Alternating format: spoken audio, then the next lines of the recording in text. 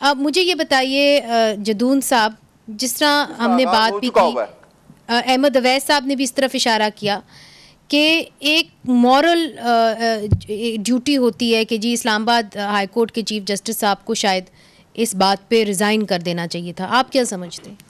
नहीं, देखें, इन्होंने तो ये पॉलिटिकल पार्टी से हट के बात करनी चाहिए। एक तो इसको पॉलिटिकल इशू नहीं बनाना चाहिए। ये देखें, पूरे पाकिस्तान के जो 25 करोड़ अवाम है, एक आइनी मसला है कि जुडिशरी को ज़्यादा होना चाहिए। ये नहीं कि आज किसी पार्टी के फेवर में बात जाती है तो वो अपने इसको एक्सप्लॉइट करे, दूसरी अपने हद तक एक्सप्लॉइट करे। इसको एक प्योरली न्यूट्रल इशू और एक कॉन्स्टिट्यूशनल और जुडिशियल इंडिपेंडेंस का इशू है। शौकत सिद्दीकी के केस में तो नवाज शरीफ साहब के खिलाफ गई थी ना, इसलिए कहते हैं ना, वो शौकत सिद्दीकी साहब हर टीवी चैनल पे ही कह रहे हैं कि मुझे तो किसी जज ने सपोर्ट नहीं किया। सारे कह रहे थे जिन्होंने किसने कहा था कि जाके बाहर, और उन्होंने कहा मुझे बार्स ने भी सपोर्ट नहीं किया। और आज भी ये जो इन 6 जजों ने उनके कितने रेफरेंस दिए उनके नाम का, आज उनकी जजमेंट के बाद इन्होंने ये दिखाया है जी वाकई जो है उनका स्टांस जो है, हाँ ये स्टांस ठीक हो गया है। 7 जजेस बोल पड़े ना समेत शौकत सिद्दीकी साहब। जी जी, अब देखें ना, इस तरह अगर ये सारे इनको बोलना चाहिए। अब ये बात पता है शुरू क्या हुई है? आपके एक हफ्ता पहले जो जस्टिस सरदार इसहाक साहब हैं, उन्होंने कोर्ट के अंदर कहा है जी कि 200 ब्यूरोक्रेट अगर काम मानना छोड़ दें तो निज़ाम ठीक हो सकता है। तो मैंने रीट्वीट किया जी, मैंने कहा अगर 7-8 जज हाईकोर्ट के बात मानना छोड़े तो फिर भी निज़ाम ठीक हो सकता है। ये पिछले हफ्ते की बात है। उन्होंने कोर्ट में कहा है कि हमें पता है आर्डर कहाँ से आते हैं, पूरा मीडिया ने नशर किया है, मीडिया रिपोर्टर वहाँ पे मौजूद थे, उन्होंने कहा जी सारा हमें पता है क्या हो रहा है, किस तरह आर्डर आ रहे हैं। तो मतलब जजेस अपने आप को सिक्योर फील नहीं कर रहे, वो कहते हैं कि हम इंडिपेंडेंट नहीं है।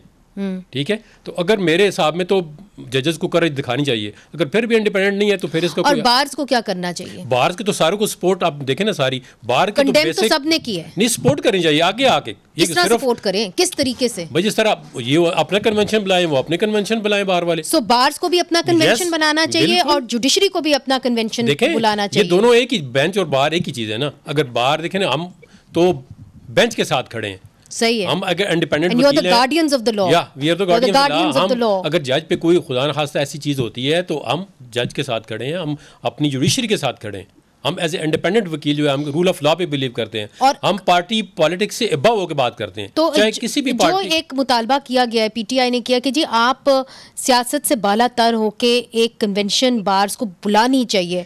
पीटीआई वाले आज से ये देखे ना, फिर में पॉलिटिकल बात हो जाएगी। ये जब पहले शौकत सिद्दीकी के जमाने में पीटीआई कहाँ पे थी? उसने कहा था फैज हमीद जो है, अहमद अवैस साहब बैठे हुए, आज शौकत सिद्दीकी साहब ने कहा कि मेरे साथ कोई बार नहीं खड़ी, कोई बार नहीं खड़ी। इसलिए नहीं खड़ी थी कि हुकूमत उनको सपोर्ट कर रही थी एस्टेब्लिशमेंट को। वो कह रहे थे जी कि कोई इंटरफेरेंस नहीं, चले देर आए दुरुस्त आए नहीं। फिर ये कंसिस्टेंट व्यू लेना, ये करें जी हम we are not playing the politics, we believe on the rule of law. चाहे जिस पार्टी की हुकूमत हो, जो पार्टी भी अपोजिशन में हो, लेकिन हम एक ही बात करें। लेकिन उस वक्त देखे ना, एक अहमद खान के अलावा किसी वकील ने इनकी पार्टी की ये बात नहीं की। उन्होंने कहा जी ज्यादती हुई है। अब देखो, उसको तो supreme court under influence establishment के, अभी तो हमारे पास कोई ऐसी एविडेंस नहीं है। 5 जजों ने जो फैसला किया था वो किस पे कंसिडरेशन थी? वो क्या था? पनामा से अकामा उन्होंने निकाल के सिटिंग प्राइम मिनिस्टर को 2 मिनट के अंदर फारग करके चला दिया। इस तरह तो नहीं हो सकता ना। वो जुडिशरी कहाँ पे, वो रोना रो रहे थे जी मुझे क्यों निकाला, मुझे किसने निकाला, मुझे मेरे साथ क्या वाकया हुआ है। तो सेम है इज हैपनिंग नाउ।